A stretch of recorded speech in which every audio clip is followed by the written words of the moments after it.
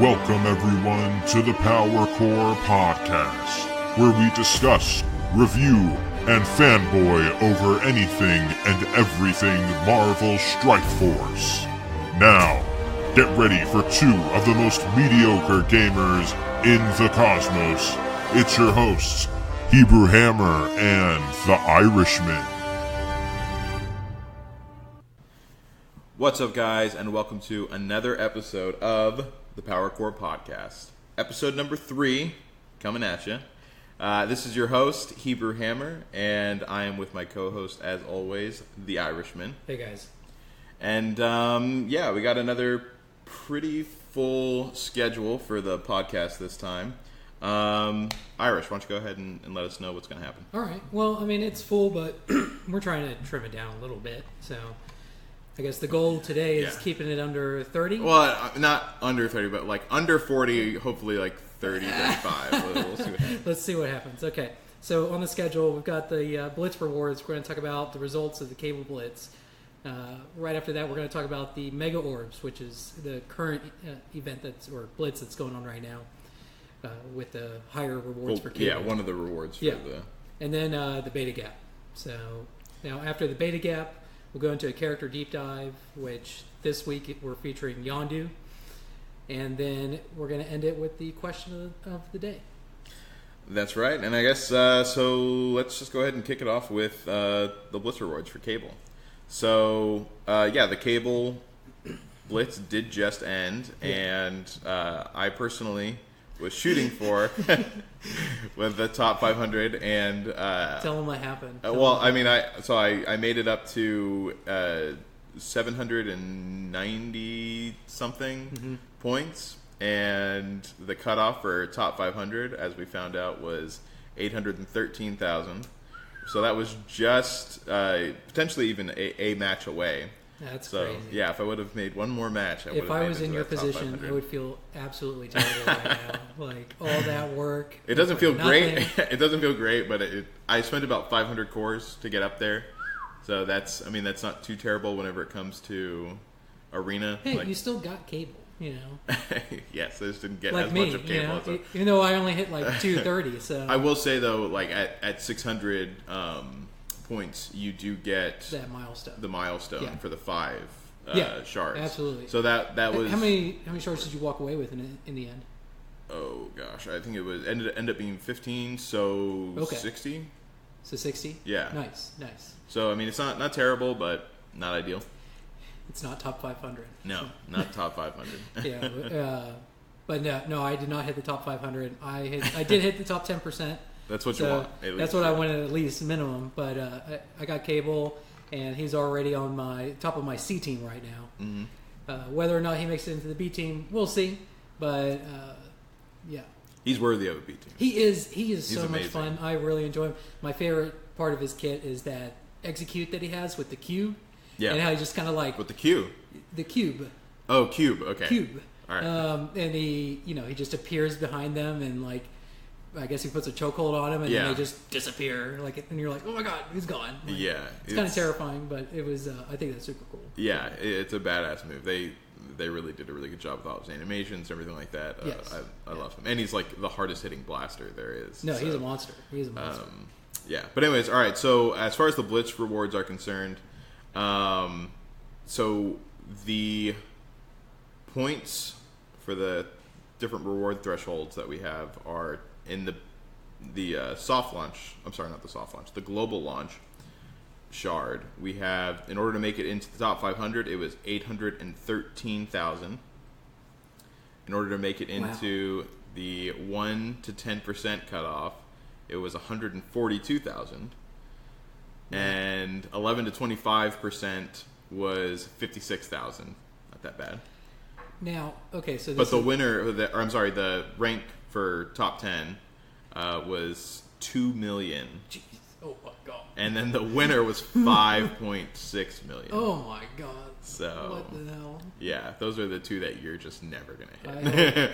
I hope it was worth every penny, guys. Like never. The answer to that is no, it's not. That is nuts. That blows my mind. Yeah, I mean, realistically, like these will become farmable. So Yeah. The amount of money that you would have to spend. You're just getting it sooner than everyone else. Exactly. It's not like you're... And it's only to 5 stars. It ends up being only to 5 stars. Yeah, so you're not even getting it to 6 or 7 until it's farmable. And by then, people are going to be able to farm it just as quickly as you if they drop the cores. Exactly. So it's just not worth it in my eyes. But whatever. Hey, what do I know? Maybe that's just bitterness. We're glad they're supporting them. So yeah.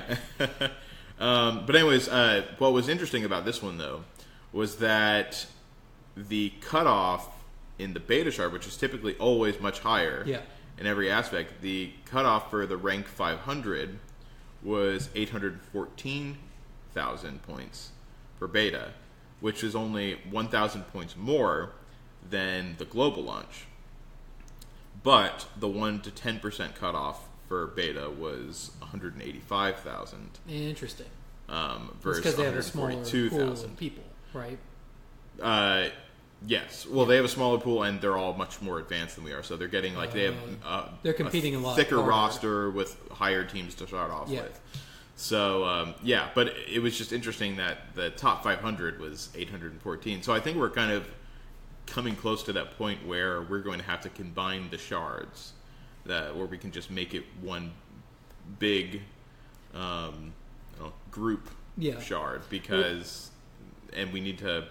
I'm sure you're going to say bump it up the percentage. Yeah, I was about to say, I think it needs to be a two-pronged approach if they're going to do that. Yeah, they need to. If they do, they're going to have to do. They have to because we're actually, and I think initially the reasoning behind having top 500, right, was to guarantee that there were always 500 people that get it, because in the early days the pools were smaller, so if there was a percentage, you only had 250, 300 people getting in the top. If you did it a percentage base, right?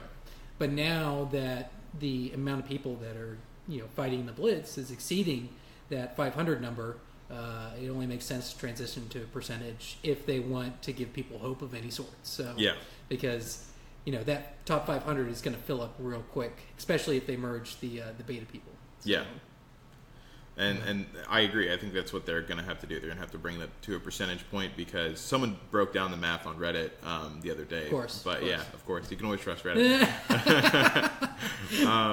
And of course, I don't even check it at all either. I just take it as fact. I'm like, these numbers are correct. It's like, I don't want to sit down and make sure, double check. Yeah, no, this is what it is. This is law now in my mind. But so someone worked out the math, and it would have ended up, already given our population, it would have ended up increasing it by a good bit. The number of people that would have made the top 500 area. What was the percentage they were talking about? Like top? Oh, it was like 0.1%. 0.1%. Yeah. Okay. So and it came out with probably I think 200-ish more people, so it would have ended up being top 700 people. Really? Yeah. So that would have been nice, and I think that they are going to have to move to that. I don't think anyone was expecting it to grow as quick as it did. Yeah. I certainly think that they were expecting to keep the two shards separate for a long time, but I mean, literally, the winner points, the rank 10 points, the rank 500 points, those are pretty much all the same. Yeah. Between the new shard and the beta, the only thing that was a good bit different was the top 10% for new player and beta. Yeah. So we're definitely getting up to that point where we need to start looking at, okay, maybe it's time to combine these. Yeah. That's my vote. I'm totally in favor of that. Yes. Combining them and combine and go to the percentage rewards. Right. Call it a day. Yeah. And so now moving on to the mega orbs section. Basically, this kind of leads into this next section. We're having the cable blitz again. And this is the mega orbs. But this is the one where now it's only top 500 and above that can get cable shards. Yeah. Got to reward the people that just got all those cable shards. Yes, exactly. And time to double up. Actually, they're just going to spend more money. So yeah. Basically, that's payday for Fox. So, in all reality, if that 5 million guy, gets first place again for cable, he'll have a 7-star cable. Yeah, right? which often happens. I mean, if you look at the winners for all of these, they're usually the same people. Okay. Yeah, it's usually the same 2 or 3 people. Yeah, of course. Yeah. Except for the first guy, Victor Von Doom, won the first one, and then never again did he win another. Never saw Victor again. Yeah. It's kind of lackluster. Yeah, he won the Black Widow one though. He came in at the good one though. Hey, so just like the Fantastic Four movie. Yeah. But anyways, but I do like, so these mega orbs are now for people who place in top 10%. I'm sorry, top 1 to 10% and below.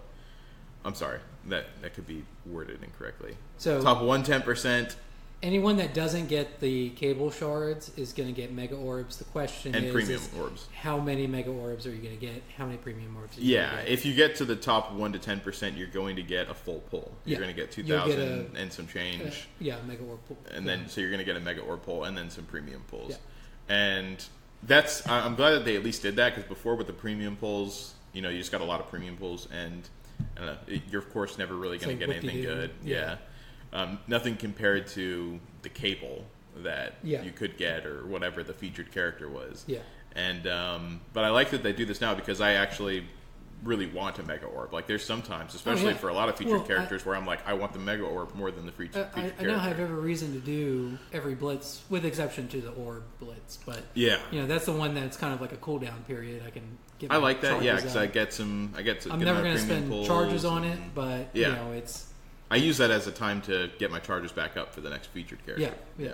So. But yeah, so I do like that, and you get 50 to 100 shards of one of the featured characters. Yeah. So it's not going to be any of the new characters.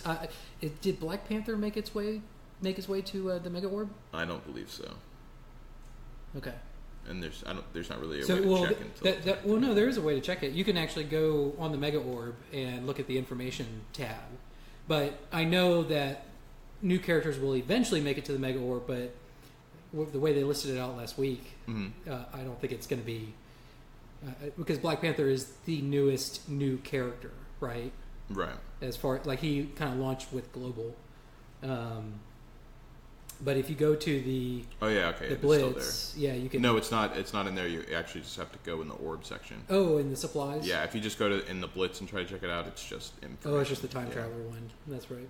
But yeah, mega orb. Then you hit the eye, and I think it's the middle one. Yeah. Yes. And so no Black Panther. Yeah, so it's going to be all the starter characters that came with the launch that will be available. But still, I mean, that's 50 to 100 shards. That's a full character on most characters. Yeah. So just God help you if you get Ronin or Scientist Supreme. Hey, the game wants me to play Jessica Jones real bad. Yeah. I got Jessica Jones in the last one, and then I just got 15 Jessica Jones shards. So I think I'm going to have her up to 3 or 4 stars here soon. Yeah. I ended up getting Jessica Jones for one of my pulls. And really? It was. I mean, she's good in her own way. I think there's a place for her. Yeah, there definitely is. And that's the thing is, one of the cool things I've kind of seen is it as your roster grows, right? You're not necessarily going to have like a solid A team, right? Right. You're going to have an A team that has interchangeable characters. So you're going to be able to go, okay, I'm going against a Thanos. Who can dispel a freaking Thanos? Right? Oh, Jessica Jones can. Right? Especially when its resistance is so goddamn high. So if I'm going in the, I guess does the arena change rosters based on your team set? No. So say you see a Thanos in the arena, you've got your Jessica Jones up there. Now you can go, okay, like I'll just interchange, whatever Deadpool for Jessica Jones, and I'll wreck this team, no problem, right? Yeah. So it's one of those things. I see the future of the game, but we're just not there yet because everyone we don't have enough character diversity yet. To really, So you see a very clear meta right now. You're going to see a lot of the same characters, especially whenever you're up in the higher tiers. Yeah. But that will disperse. Yeah, whenever and people are going to do what they can to break the meta. Which I think I'm a proponent. I know it wasn't necessarily the last couple weeks, but I am a proponent. I think Deadpool is a meta breaker. So. Yeah. He is. I mean, he feels so good just to ignore all those taunts and just finish off that Quake or that Crossbones. In a world where you're being passed around like a football. Oh with my taunts, God! And you can just ignore it. Finally, you have a little peace of mind. Yeah, go for that character that you were taunted off of whenever she had an inch of life left. Exactly. But but that's the thing is, as the game goes on, we're going to see a lot more characters introduced that are going to shake up the meta. Right. So don't feel like, oh, I got these shards, they're not the character I want. Eventually, I put money on it. You're going to eventually want those shards. You're going to be like, okay, I'm glad I can finally use them now. Right. So. Yeah, and but I mean, it's going to be ending soon, and hopefully, I mean, I think most of everyone is going to be getting the 1 to 10%. Hopefully, it's pretty easy. Blitz, yeah.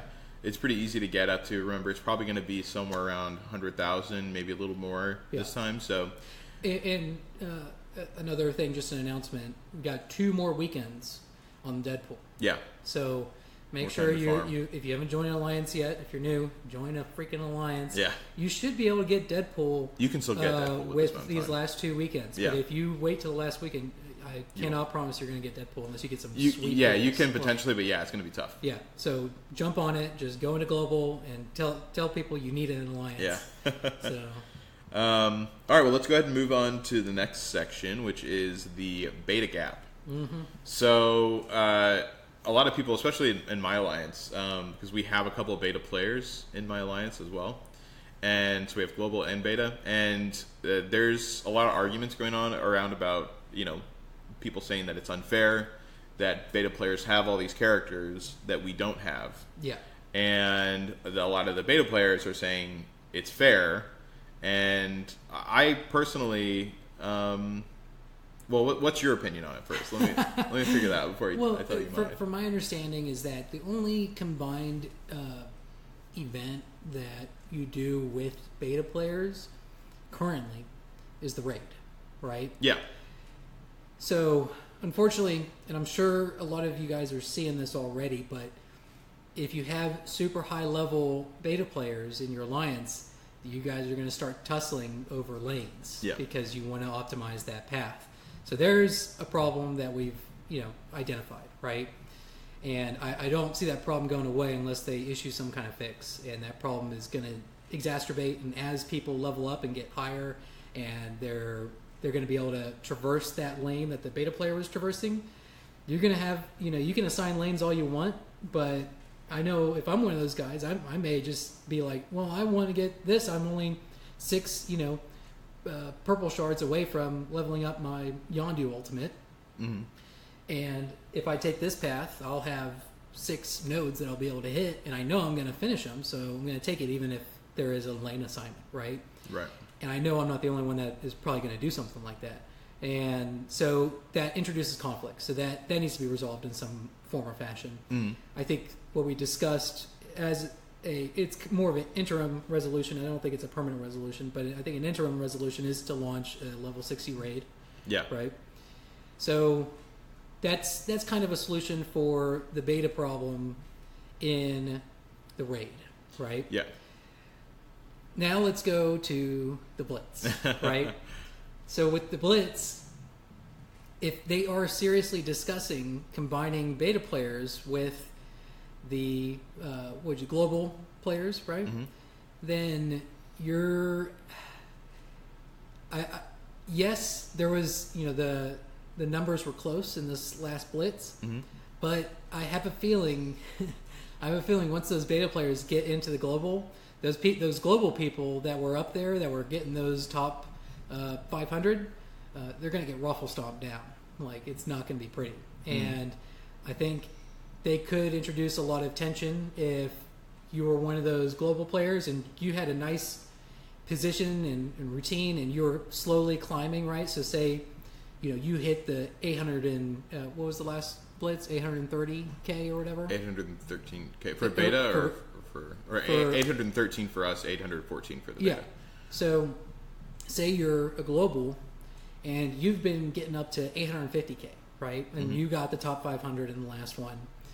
Well, now that those beta players are coming in, I have a feeling, or assuming that they combine and beta players come in, that's going to go up astronomically. It's not going to be pretty.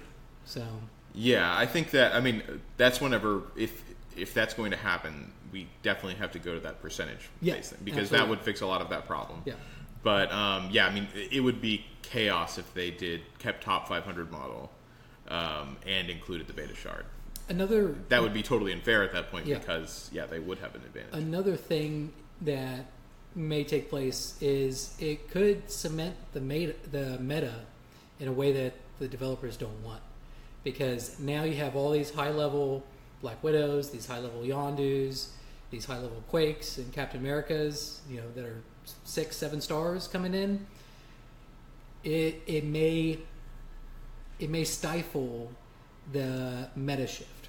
Yeah, for me, my overall opinion on the beta gap is just that I don't think, as of right now, where it's separated, the only time whenever we interact with beta is in the raids, potentially. Yeah.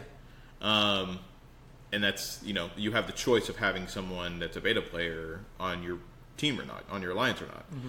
And I think that by doing that, it completely separates their experience from ours, therefore them having characters that we don't have and having higher level characters that we couldn't have. I don't think that it's a problem. If anything, they're playtesting for us.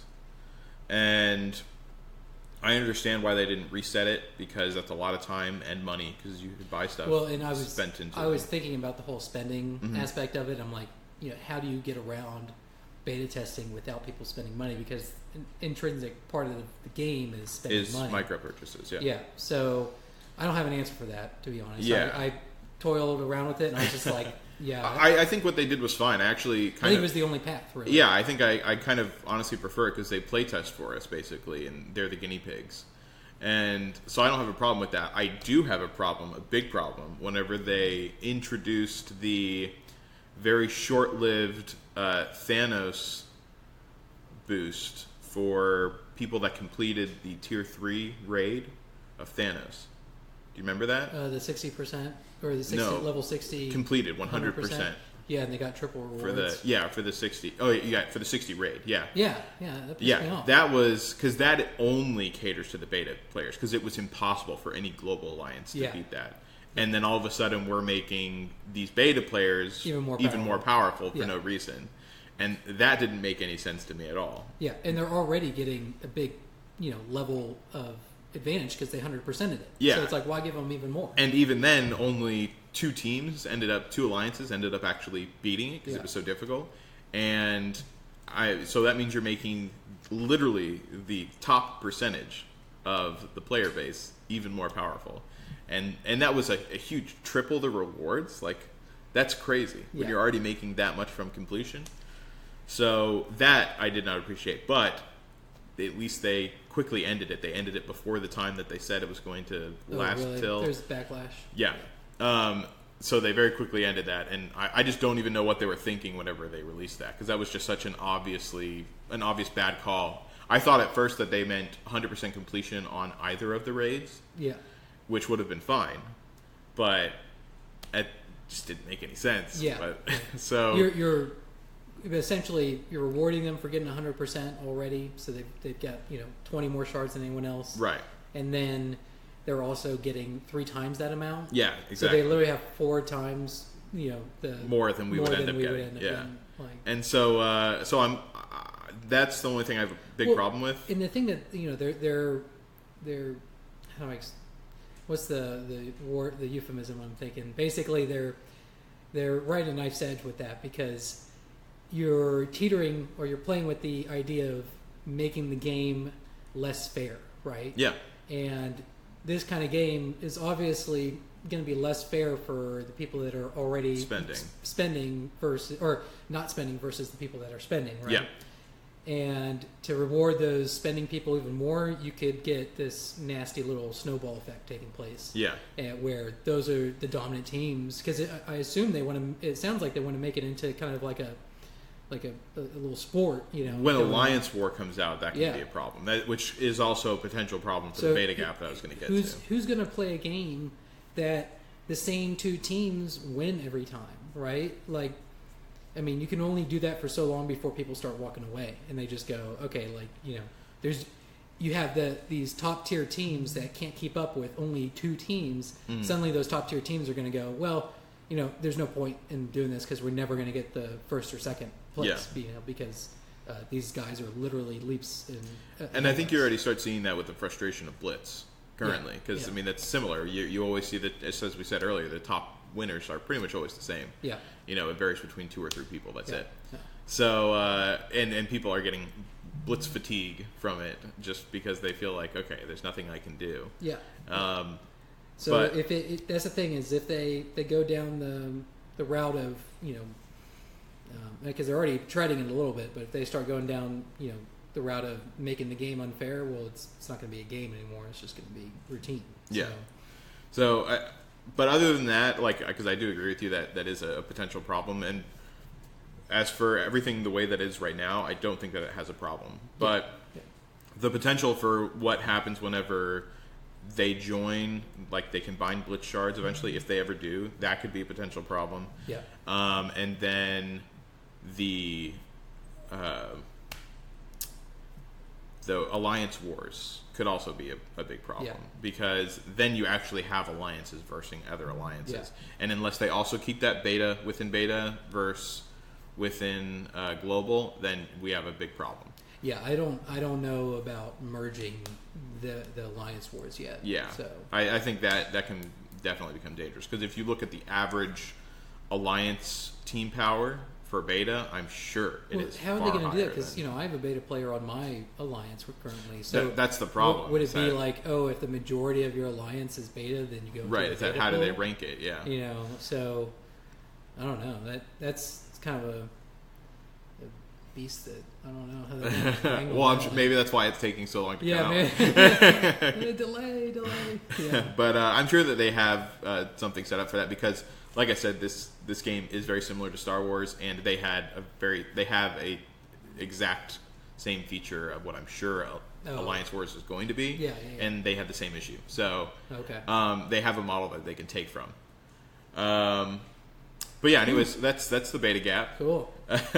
So let's get into our character deep dive now. Yeah, so the character this week is Yondu. Yondu is definitely one of my favorites currently. As my phone likes to call it, fondue. Fondue. Also known as fondue with autocorrect. And I've gotten to the point where I just don't even correct it anymore because it autocorrects such a pain. Yes. But so Yondu, he is a villain, which that's super important. You are going to use Yondu if you decide to pursue him early. You will use him in the villain campaign. Thank God. He's cosmic, so you can use him in the cosmic campaign. He's great in that as well. Mystic, he's mystic, so you can use him in the mystic campaign. So, I mean, Yondu is just an all-around great character. He is considered support, which I don't quite understand, but he's also a raptor. Well, it's because of his summons. I think that's why he's considered a support. Yeah, but I mean, you have Kingpin, who's protector. Well, his summons and also his summons do crazy damage. Yeah, it seems like a blaster, but also because of his. I would have considered him a controller, but or a blaster. But also his his dispel also. Yeah, the dispel. So that's a pretty supporty move right there. Yeah, I guess. Then you give him his boomers, and that's not supporty at all. Problem is that he has everything. Besides tankiness, he has everything. Yeah. Which even then it could be argued he can because of one of his summons. But anyway. If you have not farmed Yondu yet, get him as soon as possible. Drop everything you're doing and just get Yondu. He's God tier +1. Yeah, and he's a ton of fun to play. So he is a leader who can summon Ravager allies and deliver high piercing damage. So now let's get into his abilities. So his basic ability is called Jagged Edge, and Jagged Edge consists of attacking a primary target for 90% damage and 10% piercing. That damage scales from 90% to 160%. The piercing damage goes from 10% to 20%, and it also clears one positive effect starting at level 2, and once you get it to level 6, it goes to clearing 2 positive effects, which is huge. Yes. So, do you want to talk about that a little bit? Yeah. So, I mean, his basic ability is legitimately like a godsend of abilities, because it not only does it do great damage, but it clears 2 effects, which becomes super important whenever you face people like Drax, Kingpin, Captain America, anyone that buffs 2 of something, and especially with a taunt. So, super important to have him, especially in this current meta. and he just does a little bit of everything. But yeah, that especially is probably his biggest draw for me, at least. Yeah. No, I honestly I'd like to pick a favorite ability, but I just love them all so much. Yeah, they all have really a great aspect to them. Yeah. But with that said, let's go to the second ability. So the second ability is called Boarding Party, and what that consists of is summoning at level 1, summoning one Ravager ally at 100% normal damage and 100% of normal health. He applies offense up to all Ravager allies for 1 turn. And I kind of want to discuss that for a second. Does that... So say he actually has a Ravager Boomer on his team that you've leveled up on your own, right? He's not a summoned Boomer. Does that offense up go to him as well? Oh, go to the standalone Boomer that you've leveled up? Does it say all Kree allies? Or I mean, it says all Ravager allies. Then then it does. So, who knows? Maybe I never paid attention to that because I literally never have any other Ravagers on my team other than the ones he summons. So, but I didn't really think about it until I looked at it today, I should say I am 90% sure that is the case because that is how it would work out based on how they said. Yeah. Now, that eventually goes from 1 Ravager ally to 2 Ravager allies, and instead of starting out at 100% normal damage, they go up to 300% normal damage. You get 300% normal damage on those Ravager Boomers, and you're going to be sitting pretty. You're going to blast through all those guys, no problem. So this was the first ability that I maxed from him. Did you already go through all of it? Which one? All of that ability? I didn't interrupt you. Yeah. All right. So this was the first ability that I maxed out from him, just because they were so useful. Those Boomers are so useful with hitting people that are adjacent to a tank or something like that. You have a tank that's taunting you, then just throw the Boomer out at them. And exactly. Blast them. And so their AoE damage is just super useful. They do tons and tons of damage, a crazy amount. Yeah. We're trying to avoid the explicit tag. So. But yeah, they do lots and lots of damage. And also, one thing to note is that I see this question asked a lot on Reddit. The ones that you summon, the Boomers that you summon, they are different and totally independent of ones that you might have in your roster. You don't summon one from your roster. You summon an independent new one. Oh, yeah. Yeah, people. There's a lot of people that think, like newer players, they think that it summons whatever you have in your roster. No. But yeah. These are just brand new Ravagers. They come with standard stats. So, right, exactly. Yeah, there's nothing. The only way to upgrade them is through his Boarding Party ability. That would be crazy if you... you get a 7-star Ravager Boomer. Yeah, exactly. Plus 300% damage of that. Yeah, thank you. Yeah, no, that'd be insane. So. And so let's go ahead and move on to the next ability. All right, so the next ability is the Yucca Arrow. Now, the Yucca Arrow is an AoE ability. What it consists of is it chains to all enemies who aren't stealthed for 80% damage, and it is undodgeable piercing, unless you're stealthed. Yeah. Now, the damage that goes to is from 80% to 220% of undodgeable piercing, which is massive, especially for an AoE. It's certainly not one of the biggest, but it's a lot of damage. Yeah, regardless. There's going to be multiple times where that protector taunts you, and then suddenly your Yucca arrow's up, and that Quake that was close to dying, you don't have to worry about it because the Yucca arrow's going to take right. It out, And it's piercing. Yeah. Which is a big bonus there. Absolutely. So, but that is the Yucca arrow. Well, they also one of the biggest things about that is that it is up much quicker than a lot of other AoE ults. Yes. So that's a big bonus. Like you get it on your second turn. Yeah, you start with 3, and then you get it on the second turn. But then it does take 5 turns before you get it back. But even then, it's a short AoE ult. Like that's short for an AoE ult. Absolutely. Yeah. So it's super important. You always want to make sure, and that goes for like both ways, defending against it as well. Yeah. On the second turn, you always want to pop an AoE ult, or an AoE defense or something like that. Yeah, I reserve my Captain America AoE defense. Yeah, me too. Or Kingpin. Or if I have Thanos, I offense down him with his taunt. Yep.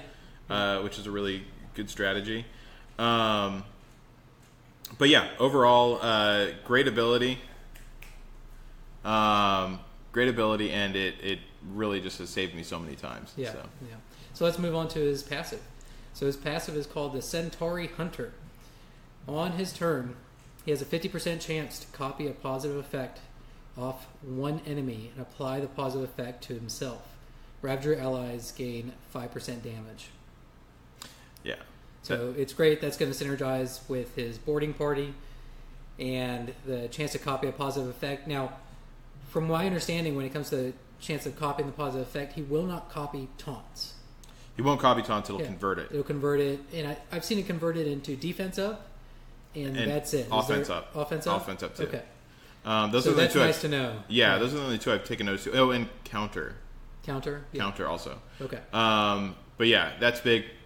But the biggest thing, I think, at least the most useful thing that I've seen, is it will steal stealth. Yeah. Which is huge against Black Widow, which, especially whenever you get into the upper end of things, like you're going to see her a lot, and she is deadly. Yeah. So he steals her, especially whenever you upgrade it all the way, it has a 100% chance of stealing on turn. So, and for some reason, he loves to steal stealth.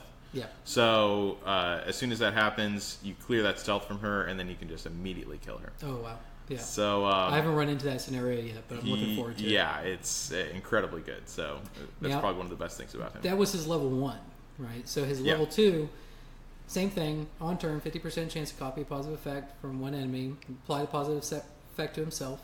Then there's a 50% chance to clear the positive effect from the enemy. And Ravager allies keep the same amount of damage. So now he can clear that effect when you upgrade it. Oh, I'm sorry. I thought you were already on the third one for some reason. No. That was just number 2. Yeah. So now the third one is 50% chance to copy and apply and he now applies the positive effect to himself. So it's 100% apply to himself. And he clears the positive effect from the enemy. So it's 100% chance of clearing the positive effect from the enemy. Actually, I take that back. I don't think that's 100% to apply the effect to himself. I think it's just 50% for the enemy and applying it to himself. I don't think it's 100%. Is it? At the end, it is 100% chance. 100% chance of applying the positive effect to himself? I'm fairly positive, yeah. Let me go ahead and check back on that. But I'm pretty sure. Read off the last upgrade again. So, on turn, 50% chance to copy a positive effect off one enemy and apply the positive effect to self. So I think that's 50% applied to that whole function. All right, so we have clear the positive effect, and then you might be right. 50% chance to always copy. Yeah. So yeah, that might actually be the case. I haven't upgraded the last one yet to that. So now the third level, there is a 100% chance of clearing the positive effect from the enemy, but right. not necessarily 100% chance of copying and applying it to yourself. Right. So Ravager allies gain the 5% damage, so that stays the same. And then the final level of his passive, level 4, on turn, he 100% copy a positive effect off one enemy and apply the positive effect to self. So that is whenever it gets to 100%. Yeah. So not till level 4 do you have that 100%. Then it clears the positive effect from the enemy, and Ravagers keep the same amount of damage. And that concludes Centauri Hunter. So that is all the abilities of Yondu, which we highly, highly recommend. Yes. So. Yeah, I mean, he's super important in the meta. You're going to see him pretty much everywhere. Yeah. For the same reasons we just spoke about for each of his abilities, like you just really want him on your team. He is a jack of all trades. And, one of the other things that we didn't mention actually was, instead of boomers, he can also summon these Stitchers units, which heal. Yeah. And it's not a super powerful heal. Like it's come in clutch a couple times. It can come in clutch, but like at least on my level, he doesn't end up healing for as much as it felt like he used to before. Mm-hmm. But still, they're not bad to have because there are definitely lots of times whenever you can taunt away, and then you have 4 if the game decides to give you 4 Stitchers instead of no boomers. You can start healing people up. Yeah. But yeah, so I mean it's still a good unit. I would still prefer a boomer, but it has its benefits as well. Yep. So. Yeah. But yeah, that is Yondu. Yeah. So let's go ahead and get on to the last question. What was that question? There's a question of the day, and you want me to read it off? Yeah, go ahead. All right. What do you want implemented into the game? I'll go ahead. I guess I'll go ahead and take the first one. I think that the biggest thing I want, and I know I've mentioned this before, is the ability to do some kind of multiplayer with friends. Okay. So I want, like in a couple of other games that I've played, you can basically have 3 players join up to fight against one big battle. And each player gets to pick 2 people out of their roster. And so you have a group of 6. And you're all playing together in real time against some big battle. And by doing that, it's a little slower than if you were to do it alone, because you're obviously dealing with other people. Mm-hmm. But it increases like reward chances and stuff like that. Yeah. So I think it'd be cool if they did something like that, because I'm always a big fan of doing some kind of multiplayer mode. So yeah, I think that would be probably my biggest thing I want to see in the game. Yeah, I've got 2 things. So obviously, I want the rewards in Blitz to go towards percentages, but still have a minimum of 500, which would be cool. Yeah. So, and then anything over that, just include people as far as a percentage is concerned. Whatever percentage they choose, that's up to them. Yeah. So obviously that, but I've got 2 other ones besides that. So one is really simple, and I think they need to put the notification dot, the red notification dot, on the challenges center until you've completed all your challenges. Right. That doesn't make sense to me why it's not there already. That's just a simple fix. Just little red dot, making sure that just a you've little got challenges. UI difference. Yeah.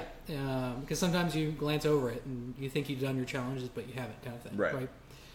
And then this is a little bit different, but it's anecdotal because it's happening to me right now. But I'd like to have kind of like a crafting center beyond the typical crafting, where say I want an advanced MRI, right? Mm-hmm. Well, I can, rather than waiting for the store to pop up or trying to get to some absurd level in the villain campaign, it'd be cool if I could take 10 basic MRIs and combine them into a single advance. I think that's a fair return, right? And because I've been chilling for 4 days, and it hasn't showed up in the store, and I want that advanced MRI, and it's driving me nuts because Cap is the only one that's not upgraded to Tier 9, and that is literally the last item I'm waiting for. So, but I think that would be fair, and I think that'd be cool just to be able to have it's going to take more than 5 to combine, make it 10, and I think that'd be cool to be able to upgrade, your MRIs or your basic phosphates to advanced phosphates or whatever it is. And I think that it would be good, and basic catalyst to advanced catalyst. Right. I think it would be good, and I think that there's several things that they need to do with the supply store. So I think that they need to introduce selling too. I think that selling should be a thing for gold.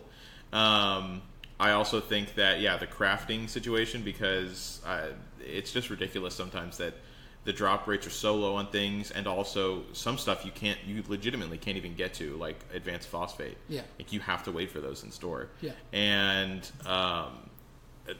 waiting for days and days at a time for it to come is really holding everything back. So any kind of crafting situation where I could get those myself would be better. I think my idea is great. Make a little crafting center. It is 10. That way it's a lot to do it. But I've run into 10 basic MRIs already that I could combine into at least one. I would gladly trade 10 basic catalysts for 10 advanced. For one advanced catalyst. I think that's a fair return. But that would be something that I'd like to see in the game. So the thing that I think could happen tomorrow is the little red dot notification. Those are like little simple fixes, like quality of life changes. But as far as like a new thing in the game, I think a little crafting center where you can go and craft, take items to combine them into another item, and not necessarily, say I wanted to combine that item, right? And then I want to go sell it in the store because I know I can get a bunch more gold for combining this into this upper item, right? And then sell it versus, selling those pieces individually, right? So, little crafting center beyond the typical, what we're used to right now. So, I agree. All right, well, I guess that's going to go ahead and do it for today. Not too bad on the time, 46 minutes. But anyways, yeah, go ahead and give us some feedback. Go ahead and like us, favorite us on whatever platform. Yeah, wherever we get this out. Yeah. Oh, and I had mentioned this before to someone who had asked, but this will be coming onto Spotify eventually. We're hosting on SoundCloud, not Podbean, if I remember correctly. But that's one of their partnered hosting sites. SoundCloud is not, so we don't get like an easy entrance into Spotify. Yes, we have to go through. So it takes a few weeks. Red tape. Right. So that'll be coming out onto Spotify soon. So bear with us. But until then, we will see you guys next week. All right. See you guys.